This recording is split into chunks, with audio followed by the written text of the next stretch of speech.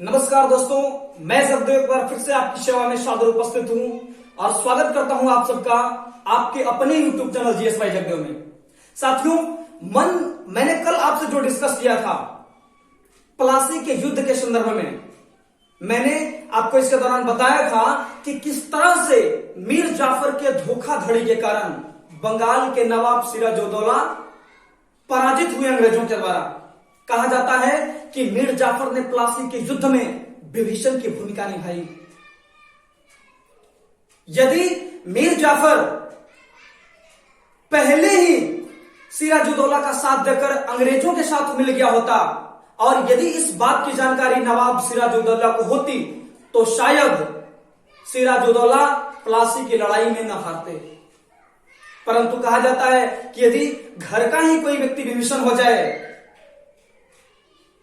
तो फिर किसी भी युद्ध को जितना मुश्किल ही नहीं नामुमकिन हो जाता है। और वहीं पर विभीषण की भूमिका यहां पर नवाब सिराजुद्दौला के सेनापति मीर जाफर के द्वारा देखने के लिए मिलता है प्लासी की लड़ाई में।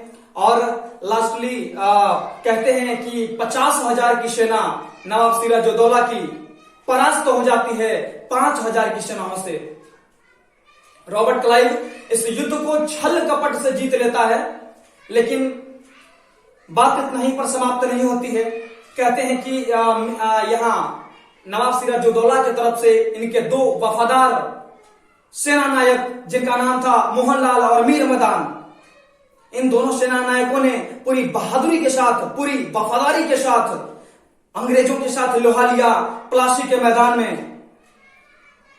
एक समय ऐसा लग रहा था मित्रों कि अंग्रेजी सेना हारने की कगार पर थी, जब मोहनलाल और मीर मदान के आक्रमण से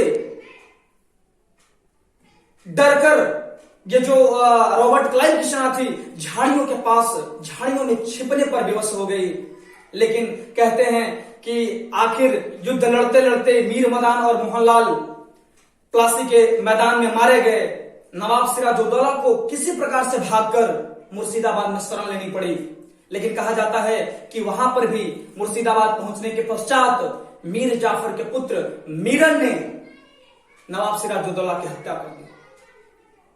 साथियों, कहा जाता है कि यही प्लासी का यह युद्ध था जिसने भारत की सरजमी पर ब्रिटिश सत्ता की नींव डाली। मीरन ने न सिर्फ नवाब सिराजुद्दौला की हत्या की, बल्कि कहा जाता है कि नवाब सिराजुद्दौला के परिवार के 50 बेगमों को एक नाव में भरकर हुगली नदी के बीचों बीच ले जाया गया और वहीं पर उस नौका को डुबो दी गई। साथियों, नवाब सिराजुद्दौला के परिवार में अन्य जितने भी महिलाएं थी, या तो उन्हें जहर देकर उनकी हत्या कर दी गई या फिर किसी अन्य तरीके से उनकी हत्या कर दी गई। लास्ट में एक औरत को बख्शा गया। उस औरत का नाम था लुत्फ उन निसा, जो कि नवाब सिराजुद्दौला की खूबसूरत पत्नी थी। मीरन ने उस खूबसूरत बेगम को बख्श दिया और कहा जाता है कि मीर जाफर और उसके बेटे मीरन ने शादी का पैगाम लुत्फ उन निसा के पास भेजा। लुत्फ उन निसा को जैसे ही ये पैगाम उनके पास पहुंचता है, वो ये कहकर ठुकरा देती हैं कि पहले हाथी की सवारी कर चुकी, अब मैं गधे की सवारी से तो रही। साथियों, मीर जाफर और उसके बेटे मीरन ने कहा जाता है कि एक बहुत बड़ा धोखा किया, एक बहुत बड़ा छलवा किया नवाब सिराजुद्दौला के साथ। जैसा कि पिछले लेक्चर में मैं आपको बता चुका हूं कि पहले ही एक डील हो चुकी थी मीर जाफर और अंग्रेजों के बीच। रॉबर्ट क्लाइव ने मीर जाफर से कहा था कि यदि आप हमें प्लासी के युद्ध में हमारी सहायता करें तो मैं बंगाल का अगला नवाब आपको बना दूंगा। और इसी नवाब बनने के महत्वाकांक्षा को लेकर मीर जाफर ने अपने नवाब सिराजुद्दौला के पीठ में खंजर भोंकने का काम किया। खैर आइए आगे की हम बात करते हैं। कहते हैं कि मीर जाफर को अंग्रेजों ने वादे के अनुसार बंगाल का नवाब बना दिया।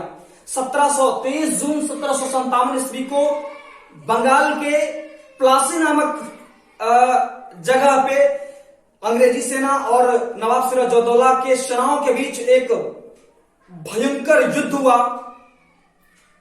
जिसमें लास्ट में नवाब सिराजुद्दौला पराजित हुए। और सिराजुद्दौला के पराजित होने के बाद अंग्रेजों ने अपने वादे के अनुसार मीर जाफर को बंगाल का नवाब बना दिया। मीर जाफर अंग्रेजों का कठपुतली नवाब था, क्योंकि रॉबर्ट क्लाइव को पहले से पता था।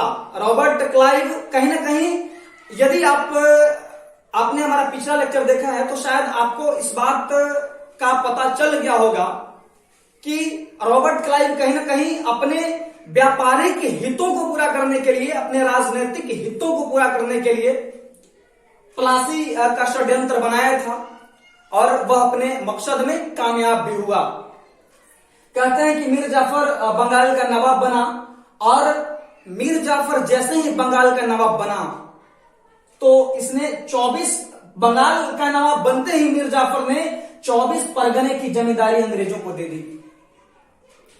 24 परगने की जमींदारी, यानी 24 परगने से जो भी राजस्व होता था, जो भी 24 परगने का राजस्व हुआ, उन्होंने राजस्व वसूल करने की जिम्मेदारी अंग्रेजों को दे दी। और इसने अंग्रेजों को यह भेंट कर दिया, आप ये समझ लीजिए। बाद में क्लाइव को 2,34,000 रुपए की भेंट भी दी गई मीर जाफर के द्वारा।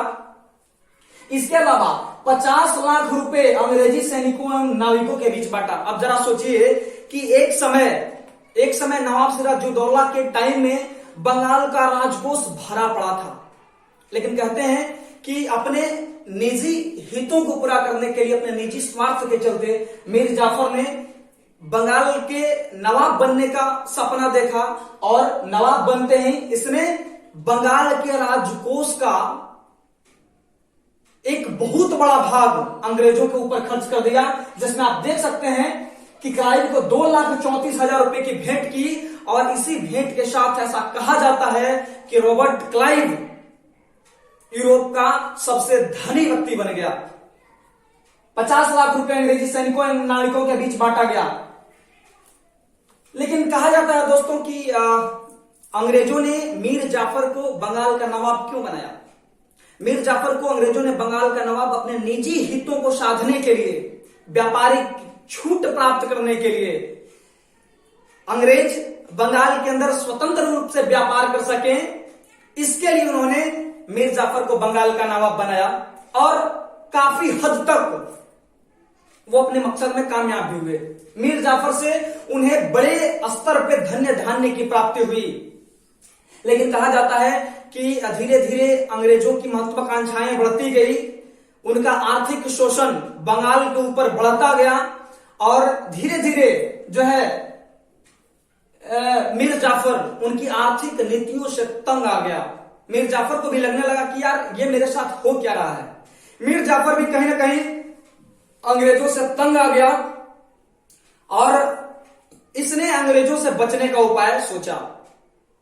इसने सोचा अब अंग्रेजों से बचा कैसे जाए। तो साथियों उस समय आप देखते हैं कि अंग्रेजों के प्रतिद्वंदी यहां पर फ्रांसीसी भी थे, यहां पर डच भी थे। ये सारे यूरोपीय जो शक्तियां थी ये इंडिया के अंदर व्यापार कर रही थी। तो जो बंगाल का नवाब है मीर जाफर, ये डचों से मैत्री कर लेता है, डचों से मैत्री कर लेता है। अब जैसे ही रॉबर्ट क्लाइव को इस बात की जानकारी होती है, अंग्रेजों को इस बात की जानकारी होती है कि ये मीर जाफर डचों के साथ जा मिला है, क्योंकि मीर जाफर को पता था कि यदि अंग्रेजों से हमारी कोई रक्षा कर सकता है, यदि अंग्रेजों से हमें कोई निजात दिलवा सकता है, तो वो है डच। क्योंकि डच उस समय अंग्रेजों के प्रबल प्रतिद्वंदी थे।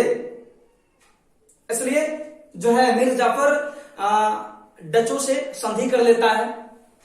लेकिन कहा जाता है कि मीर जाफर के सपने पर पानी उस टाइम फिर जाता है जब 1759 ईस्वी में बेदरा के युद्ध में अंग्रेजों ने डचों को भारत से बाहर खदेड़ दिया।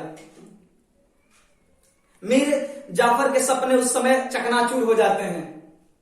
अब इनके पास कोई ऑप्शन नहीं रह जाता है। अब ये सहायता मांगे तो कैसे मांगे? इन्होंने तो अपने कुल्हाड़ी से खुद के टांग पर प्रहार कर लिया, जिसका नतीजा आज उनको भुगतना पड़ रहा था। लेकिन देखिए, बेदरा के युद्ध में 1759 ईस्वी में डचों की पराजय हुई।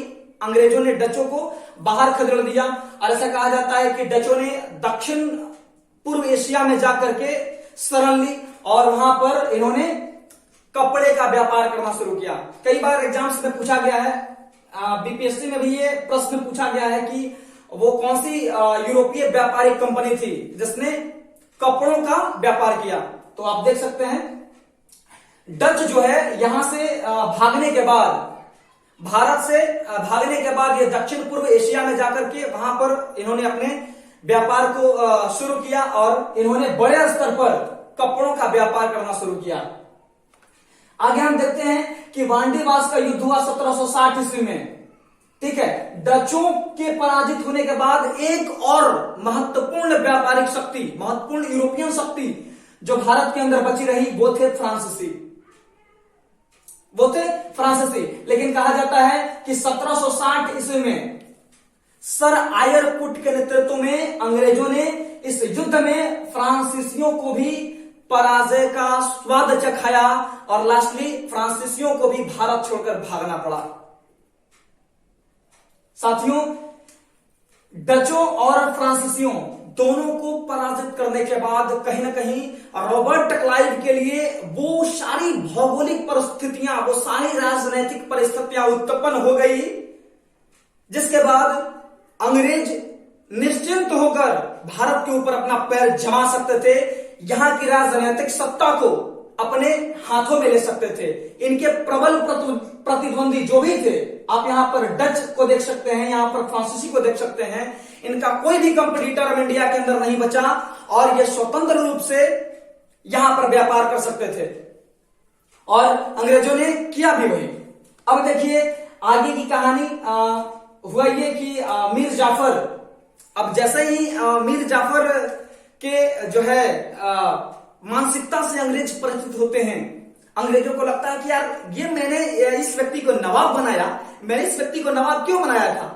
आर्थिक शोषण के लिए बनाया था। हम इसलिए बनाए थे ताकि ये हमें अधिक से अधिक व्यापारिक छूटें प्रदान करे, अधिक से अधिक हमें जो है पुरस्कार प्रदान करे, है ना, हमें उपहार दे, हमें चुंगी से मुक्त करे। कहीं ना कहीं अंग्रेजों ने इसी सोच के साथ जो है बंगाल का नवाब मीर जाफर को बनाया था और अंग्रेज चाह भी रहे थे कि हमारी जो आर्थिक नीतियां हैं, हम भारत को चूसने में ये व्यक्ति हमारी मदद करे। लेकिन कहीं ना कहीं महात्मा बुद्ध की तरह मीर जाफर को भी ज्ञान की प्राप्ति हो चुकी थी, है ना।